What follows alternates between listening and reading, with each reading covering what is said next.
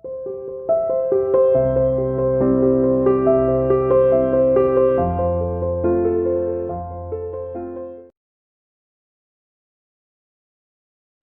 Morning students, how are you? You are welcome to CR international online classes. आज का आपका assignment number 66 for both medium English and Hindi. आज का आपका topic जो है, हम इसके अंदर डिटेल्ड रिकॉर्ड्स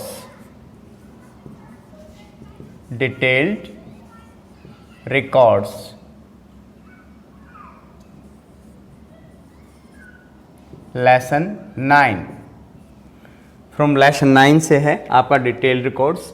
इसके अंदर हम 2-3 टॉपिक आपके लिए लेके आए हैं। इसके अंदर फर्स्ट टॉपिक है कि अभिलेख जो तैयार किए जाते थे, जो रिकॉर्ड किया जाता था मुगल साम्राज्य के अंदर, क्यों लिखते थे, क्यों लिखवाते थे मैटर, किस लिए वो सुरक्षित किया जाता था।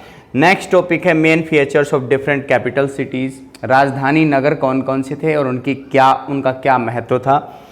और गुलबदन बेगम पर चर्चा करेंगे। इसके अंदर सबसे पहला टॉपिक जो आपका है, the keeping of exact detailed records was one of the major feature of Mughal administration. अभिलेख तैयार करना या रिकॉर्ड तैयार करना, हर गतिविधि का रिकॉर्ड तैयार करना। जैसे दरबार के अंदर, शाही दरबार के अंदर स्टार्टिंग सुबह मॉर्निंग से ही और इवनिंग तक जो भी एक्टिविटीज़ होती हैं या देर रात तक एक्टिविटीज़ होती हैं, तो उन सब को लिख दिया जाता था एज ए रिकॉर्ड। उसको कभी भी देखा जा सकता था, जैसे कि दिन के समय कोई कानून बना हो, कोई ऑर्डर जारी किया हो, किसी को उपाधि दी गई हो, या फिर शासक के द्वारा किसी के हेल्थ के बारे में पूछा हो, या फिर साम्राज्य की विभिन्न मुद्दों पर चर्चा हुई हो, बहस हुई हो, और किसी ने एप्लीकेशन दी हो या किसी की समस्या हो, तो प्रत्येक चीज़ के बारे में रिकॉर्ड मेंटेन किया जाता था। इसके अंदर Mir Bakhshi use to check the group of court writers. दरबारी लेखकों को अक्सर मीर बख्शी हमेशा चेक करते रहते थे कि वो किस तरीके से क्या क्या काम कर रहे हैं। क्या क्या चेक करते थे? एप्लीकेशंस, कितनी प्रार्थनाएं आई, उन प्रार्थना पत्रों पर कितना अमल हुआ, कितना नहीं हुआ, ये चेक करते थे। एंड डॉक्यूमेंट, और सभी तरह के दस्तावेज, चाहे वो राजस्व से संबंधित हों या फिर किसी की पनिशमेंट से संबंधित हों, सभी तरह के दस्तावेजों की जांच करते थे।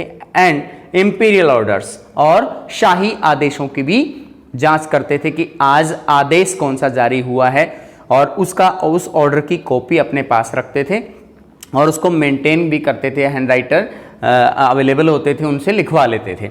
उस समय फोटोकॉपीज नहीं थी, लेकिन हैंड राइटर्स से उसकी कॉपीज बनवाते थे। Agents of nobles and regional rulers, क्षेत्रीय शासकों के द्वारा और अभिजात वर्ग के लोगों के द्वारा एक रिकॉर्ड मेंटेन किया जाता था। किस चीज़ का record? Use to record a whole of the working of the court. पूरे दिन के समय या कंप्लीट जब तक दरबार चलता है, शाही दरबार एक्टिव रहता है, उसकी सभी एक्टिविटीज़ को मेंशन कराना इन नोबल्स का काम था, इन अभिजात वर्ग के लोगों का, क्षेत्रीय शासकों का काम होता था। और वो किस तरीके से अपना काम करते थे? News from the date court, और न्यूज़ फ्रॉम डेट कोर्ट के शीर्षक नाम से अपनी हेडिंग बनाते हुए वे विभिन्न तरह की गतिविधियों को मेंशन करते थे। इससे पता चल जाता था कि आज दरबार के अंदर कौन कौन सी एक्टिविटीज़ हुई हैं। अखबारात had all kind of information. इसके अलावा अखबारात नाम का एक अलग से समाचार पत्र जारी किया जाता था, जिसके अंदर दरबार के अंदर लोगों की उपस्थिति, दरबारियों की उपस्थिति, मंत्रियों की उपस्थिति ये मेंशन होती थी। डिप्लोमेटिक मिशंस या फिर राजनयिक योजनाएं या राजनयिक संबंधों पे चर्चाएं होती थी, या दूसरे देशों से या दूसरे प्रदेशों से कोई भी राजनयिक अगर क्षेत्र में आता है तो उसके बारे में विवरण तैयार करते थे। किन किन मुद्दों पे समझौता हुआ किसी क्षेत्र विशेष के साथ, उसकी जानकारी रखते थे। रिसीव्ड प्रेजेंट्स, किन किन लोगों को उपहार या गिफ्ट वगैरह दिए गए, उनकी चर्चाएं होती थी। इंक्वायरीज, अगर शासक के द्वारा किसी अधिकारी के विषय में, कर्मचारी से अगर उसकी हेल्थ से रिगार्डिंग कोई बात पूछी है तो वो भी यहाँ पे मेंशन होता था अखबारात में। और प्रेजेंट्स, और इसके अलावा टाइटल्स, या फिर किसी भी एक श्रेष्ठ काम के लिए जिस भी किसी व्यक्ति को अगर कोई उपाधि वगैरह उसे मिलती है तो उपाधि का वर्णन भी इसके अंदर होता था। तो यहाँ हम देखते हैं कि कितना ज़्यादा काम, कितना अप टू डेट मुगल साम्राज्य रहा था। इसके बाद चौथे पॉइंट के अंदर देखें, news reports and important documents travelled across the regions under Mughal empire by imperial post. शाही जो पोस्ट के द्वारा या शाही पोस्ट के द्वारा मुगल साम्राज्य के अंदर एक कोने से दूसरे कोने के अंदर बहुत तेजी से दस्तावेजों को पहुंचाया जाता था, न्यूज़ रिपोर्ट्स पहुंचाई जाती थी। यहाँ पे दो तरह की डाक व्यवस्थाएं होती थी, एक पैदल डाक व्यवस्था, एक घुड़सवार डाक व्यवस्था। घुड़सवार डाक व्यवस्था लंबी दूरी तय करती थी, वो जंगल से शॉर्टकट नहीं लेते थे, वो लंबी दूरी तय करते थे। लेकिन पैदल डाक व्यवस्था वाले शॉर्टकट वे के अंदर पहुंचते थे, और पैदल डाक व्यवस्था जल्दी डाक पहुंचाती थी और घुड़सवार लेट पहुंचाते थे। इसके बाद emperor received reports from distant provincial Capitals with in a few days.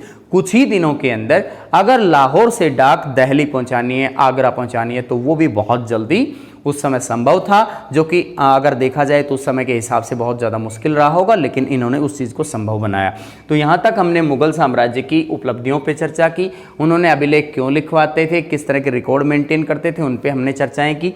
Second जो आपका टॉपिक है, main features of different capital cities of Mughal साम्राज्य के अंदर कौन कौन से महत्वपूर्ण राजधानी केंद्र डेवलप किए गए। सबसे पहले लोधी वंश का शासन हमारे यहाँ पर था। अकबर जब अपने शासन की राजगद्दी पर बैठा तो अकबर को राजधानी केंद्र के रूप में आगरा उसे एक तरह से विरासत में प्राप्त हुआ।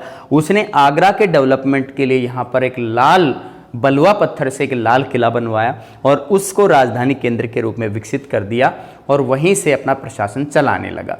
ये 1560 की बात है। 1570 के दशक के अंदर उसे ज़रूरत महसूस हुई कि फतेहपुर सीकरी जो कि पास में ही पड़ता है उसको एक राजधानी केंद्र के रूप में विकसित किया जाए।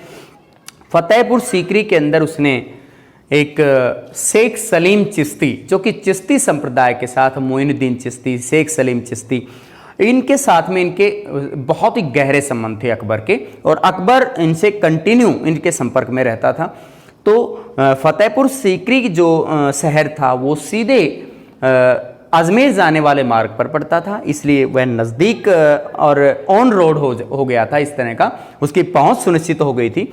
फतेहपुर सीकरी के इस शहर के अंदर शेख सलीम चिश्ती का सफ़ेद संगमरमर का एक मकबरा अकबर के द्वारा बनवाया गया, और ये एक मतलब चिश्तियों के प्रति एक सम्मान की बात यहाँ से झलकती है। इसके बाद Agra fort constructed in 1560s 1560 के दशक में आगरा किले का निर्माण। 1570 के दशक में Akbar decided to change his capital to Fatehpur Sikri. Fatehpur Sikri के अंदर बुलंद दरवाजे का निर्माण गुजरात नामक क्षेत्र को जीतने के बाद किया गया, जो कि उस समय सौराष्ट्र कहलाता था, आज के समय हम उसको गुजरात बोलते हैं। तो गुजरात को जीतने के बाद उसने फतेहपुर सीकरी को राजधानी 1570 के दशक में वहां पर बुलंद दरवाजा डेवलप किया। बुलंद दरवाजा बहुत ही ज़्यादा उसकी हाइट है और वो इसी उपलक्ष्य में बनाया गया था, जो कि आज भी एक हिस्टोरिकल बिल्डिंग के तौर पे हमारे इंडिया के अंदर जाना जाता है। इसके बाद लाहौर 1585 के अंदर लाहौर में राजधानी को स्थानांतरित किया गया, क्योंकि उत्तर पश्चिमी इलाके से आक्रमण होने के पूरे चांसेस बन रहे थे। तो किसी भी तरीके से अटैक को रोका जाना था। सफावी शासकों की तरफ से हमला होने का अंदेशा था।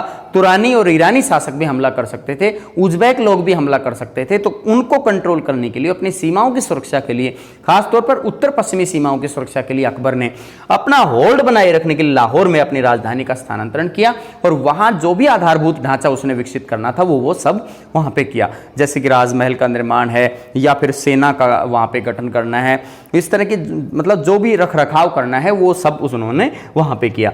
इसके बाद शाहजहानाबाद शाहजहां के शासनकाल के दौरान 1648 के अंदर जो 1648 के शासनकाल के अंदर शाहजहां के शासनकाल में शाहजहानाबाद, जो कि दिल्ली के चांदनी चौक को बोला जाता था, और ये शाहजहां की बेटी के द्वारा बसाया गया था। तो यहाँ पर राजधानी का स्थानांतरण हुआ। यहाँ सारा का सारा शाही अस्तबल, सभी घोड़े, हाथी या सेना और राज दरबार या राजधानी, ये सब स्थानांतरित वहाँ पे किए गए, और मुगल दरबार वहाँ पर एक तरह से स्थानांतरित हो गया और राजधानी वहीं से चलने लगी। ये दिल्ली से 1648 से इसका मुगलों का इतिहास यहाँ से शुरू होता है। इसके अंदर हम देख सकते हैं कि मुगलों का जो राजधानियों का जो चेंजमेंट का सिस्टम था वो अपनी क्षेत्रीय विशेषताओं को देख के करते थे, ज़रूरत के हिसाब से करते थे, और उनके फैसले बहुत ही महत्वपूर्ण भी रहे। एक मोहम्मद बिन तुगलक ने भी अपनी राजधानी का ट्रांसफ़र किया था। जिसने बहुत गलत डिसीजन लिया और उसकी राजधानी उज्जैन उसने बनाई और उज्जैन से फिर दिल्ली वापस आया और उसके अंदर बहुत ज़्यादा खर्चा भी लगा और कोई उसे फ़ायदा नहीं मिला।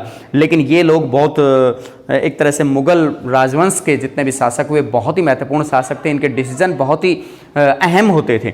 यहाँ आगरा और फतेहपुर सीकरी के अंदर इन्होंने क्यों डिसीजन लिए, किस तरह से चेंज किया, लाहौर के अंदर क्यों किया, शाहजहानाबाद में क्यों किया, ये सब रीज़न मैं आपके सामने बता चुका हूँ। इससे नेक्स्ट टॉपिक है गुलबदन बेगम। गुलबदन बेगम हुमायूं की बहन थी। उन्होंने हुमायूं नामा नाम की एक पुस्तक की रचना की। उस हुमायूं नामा के अंदर उन्होंने हुमायूं के कंप्लीट शासनकाल के बारे में, उनकी चुनौतियों के बारे में, घरेलू विवादों के बारे में कंप्लीट नॉलेज उसने उसके अंदर दी। इसके अलावा जो राजकुमार और उनके पुत्रों के अंदर जो विवाद होता था उसको भी दूर करने के लिए इन्होंने मतलब क्या क्या मतलब किस तरह के विवाद थे और वृद्ध माताओं के द्वारा किस तरीके से उन विवादों को सुलझाया गया उनके बारे में भी इन्होंने चर्चाएं की है।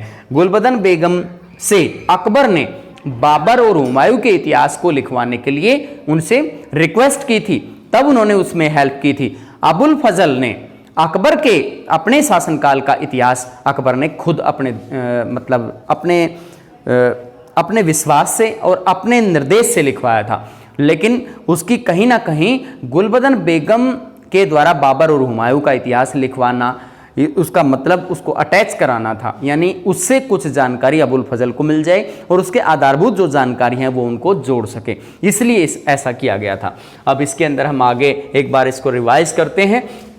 Keeping of exact detail record was one of the major feature, यानी रिकॉर्ड तैयार करना मुगल साम्राज्य की महत्वपूर्ण विशेषता थी। इसके अंदर सबसे पहले मीर बख्शी क्या करता था, कोर्ट राइटर्स को देखता था कि किस तरीके से वो अपना लेखन का काम करते हैं, एप्लीकेशंस देखते थे, जितने भी एप्लीकेशंस आई हैं दस्तावेज देखते थे, शाही आदेश देखते थे कि किस तरह का आदेश जारी किया गया है।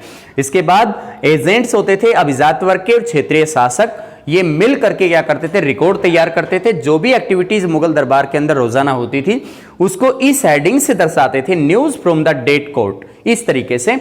इसके बाद अखबारात नाम का एक अखबार वहां पे निकलता था, तो उसके अंदर क्या क्या होता था, दरबार के अंदर उपस्थितियां क्या रही, दूसरे क्षेत्रों के साथ में राजनयिक संबंध कैसे हैं उनके बारे में, और उनकी मिशन जो हैं वो अभियान वगैरह हैं जो वो उनके बारे में, राजनयिक अभियानों के बारे में, और जो जो उपहार मिले हैं उनके बारे में, और राजा के द्वारा आम जनता से किस तरह के क्वेश्चंस किए गए हैं, आम जनता से, अधिकारी से, कर्मचारी से किस तरह के क्वेश्चन पूछे गए हैं। जैसे कि स्वास्थ्य का एग्जाम्पल इसमें दिया गया है कि एक अधिकारी के स्वास्थ्य के बारे में अगर राजा ने कुछ पूछा है तो वो भी इसके अंदर ऐड किया जाता था।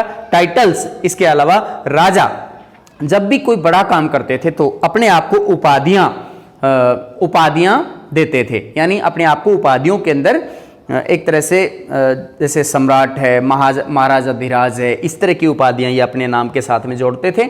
और ये मतलब जब भी कोई सफल इनका अभियान रहता था तो तब ऐसा करते थे। इसके अलावा नेक्स्ट में न्यूज़ रिपोर्ट्स और सभी तरह के जो दस्तावेज होते थे, एक क्षेत्र से दूसरे क्षेत्र में शाही डाक वगैरह जो होती थी उनको बहुत तेजी से मुगल दरबार के अंदर एक कोने से दूसरे कोने में पहुंचाया जाता था, यानी मुगल क्षेत्र के एक कोने से दूसरे कोने में बहुत जल्दी डाक पहुंचती थी। मैंने बताया था कि पैदल डाक व्यवस्था और घुड़सवार डाक व्यवस्था इसके अंदर मौजूद थी। Emperor received reports from distant provincial capitals within a few days. कुछ ही दिनों के अंदर सम्राट को दूर दराज के जो रियासतें होती थी उनसे भी उनको जानकारियां अपडेट मिलती रहती थी। इसके बाद था इनकी कुछ महत्वपूर्ण विशेषताएं राजधानियों के बारे में। आगरा जो कि 1560 के दशक में यहाँ पे लाल किले का निर्माण करवाया, और आगरा जो है बहुत ही फेमस था और इस समय ये शुरुआती राजधानी रही मुगलों की। इसके बाद फतेहपुर सीकरी को अकबर ने इसको डेवलप किया, फतेहपुर सीकरी को, यहाँ पे राजधानी को 1570 में ट्रांसफर किया गया और यहाँ बुलंद दरवाजे का निर्माण गुजरात विजय के उपलक्ष्य में रखा गया। इसके बाद लाहौर के अंदर 1585 में उत्तर पश्चिमी सीमाओं की सुरक्षा के लिए, अपनी सीमाओं को और आगे बढ़ाने के लिए लाहौर स्थानांतरित किया गया, वहाँ आधारभूत ढांचा विकसित किया गया। फिर 1648 के अंदर शाहजहानाबाद के अंदर जो दिल्ली के चांदनी चौक एरिया बोला जाता है, इस क्षेत्र के अंदर ये राजधानी ट्रांसफर की गई। शाही दरबार, सेना सब ट्रांसफर होकर के वहां पहुंचा दिए गए। इसके बाद मैंने गुलबदन बेगम के बारे में बताया। गुलबदन बेगम ने हुमायूं नामा लिखा है। हुमायूं की जीवनी के बारे में बताया है, उन्होंने उनकी उपलब्धियों के बारे में, उनके जोखिम के बारे में, उनकी चुनौतियों के बारे में और घरेलू विवाद के बारे में पूरी डिटेल नॉलेज उन्होंने प्रदान की है। और अबुल फजल के सामने एक निर्देश पुस्तिका के रूप में उनकी जो रचना है वो काम आई है। और वह तुर्की और फारसी भाषा की बहुत अच्छी विद्वान थी। वह धारा प्रवाह बोल सकती थी, धारा प्रवाह लिख सकती थी। तुर्की और फारसी भाषा पर उसकी बहुत अच्छी कमांड थी। और एक तरह से मुगलों के राजवंश की बात करें तो महिलाओं को इतना पढ़ाना लिखाना बहुत अच्छी बात थी। वो एक पढ़ी लिखी औरत थी। इसके अंदर हम और आगे अगर हम ऐड करें टॉपिक नंबर 4 को, टॉपिक 4, तो इसके अंदर हम कर सकते हैं टॉपिक 4 के अंदर सुलह ए कुल की नीति।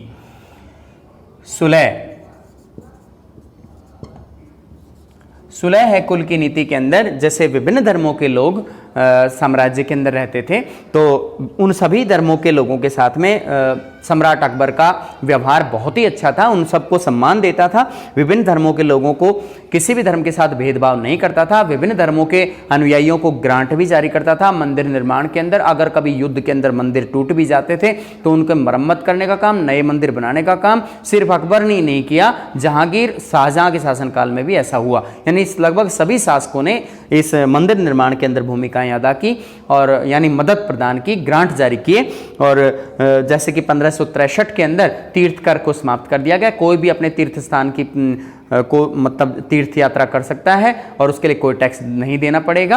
और 1564 के अंदर इन्होंने जजिया कर को समाप्त कर दिया, जो पूजा करने के नाम पे जो टैक्स लगता था प्रार्थना करने पे मंदिर में तो या मस्जिद के अंदर। मुस्लिमों पे तो कोई टैक्स नहीं था, मस्जिद के अंदर टैक्स नहीं लगता था, लेकिन बाकी धर्मों के लोगों पर, गैर इस्लामिक लोग जो अवेलेबल थे इंडिया के अंदर, उन पे टैक्स लगता था। तो सुलह कुल की नीति के तहत उन्होंने 1564 में जजिया कर को भी समाप्त कर दिया। औरंगजेब ने इसको फिर दोबारा से इम्पोज किया था। तो बाकी अन्य सभी ने भी इसके अंदर बहुत मदद की। ये सुलह कुल की नीति है। इसके अंदर एक प्रभुसत्ता की बात आती है, सॉवरेनिटी की। सॉवरेनिटी एक इस तरह का शब्द है, इसके अंदर प्रभुसत्ता इसे बोला जाता है। तो इसके अंदर सम्राट अकबर ने कहा है कि हम आम जनता के सम्मान की रक्षा करते हैं, उनकी प्रॉपर्टी की रक्षा करते हैं, उनकी जान माल की रक्षा करते हैं। तो इतने जब हम सिक्योरिटी उनको प्रदान करते हैं, उनकी प्रतिष्ठा मान सम्मान को बना के रखते हैं, बाहर से हमले से उनको सुरक्षित रखते हैं, तो उनका भी कुछ हक बनता है। उनके अपने जितना उनके पास में उपज पैदा होती है तो उसका कुछ हिस्सा वो राजत्व के नाम पे दे सकते हैं। और राजत्व वो कुछ % ही होता है, ज़्यादा नहीं होता है। तो ये इसलिए ये सोवरेनिटी की बात को आम जनता के लिए मानते हैं। और एक राजत्व अपने पारिश्रमिक इसे मानते हैं, यानी राजा का अपना पारिश्रमिक है ये, क्योंकि वह सेना रखता है, लोगों की हिफाजत करता है, लोगों को मान सम्मान से जीवन जीने देता है, उनकी एक व्यक्ति दूसरे व्यक्ति का अधिकार नहीं छीन पाता है। तो यहाँ सॉवरेनिटी वाली जो बात है, प्रभुसत्ता है, तो प्रभुसत्ता को अगर सही मायने में लागू कराना चाहते हैं तो अकबर ने लोगों को बताया कि हम लोगों को इतनी हिफाजत देते हैं, इनके मान सम्मान की सुरक्षा करते हैं, मदद करते हैं, प्रॉपर्टी की सुरक्षा करते हैं, जान माल की रक्षा करते हैं, तो क्या ये लोग हमारे लिए कुछ % टैक्स नहीं दे सकते हैं? ये राजत्व है, यानी एक राजा का मेहनताना है, यानी मेहनत उसने की है तो उसकी जो मेहनत का, उसकी सेना की जो मेहनत है उसका प्रतिफल है और उसे वो मिलना चाहिए। इसके अंदर ये 2 टॉपिक आपके एक्सप्लेन होते हैं। धन्यवाद।